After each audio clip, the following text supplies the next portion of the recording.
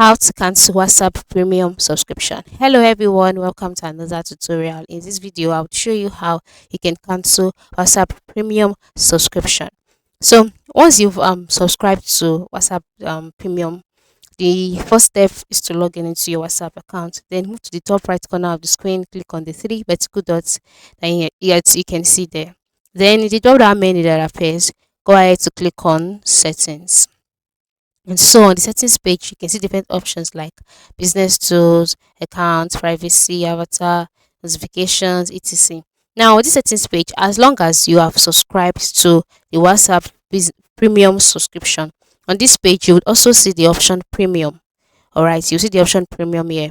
So as you can see that, tap on it and you'll be taken to the premium page. On the premium page, under the active section, tap cancel subscription, then follow the prompt that comes afterwards to confirm.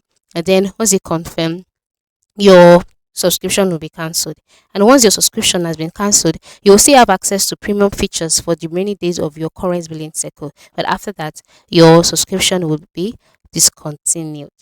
So this is how to cancel WhatsApp premium subscription. Thank you for watching and have a good day.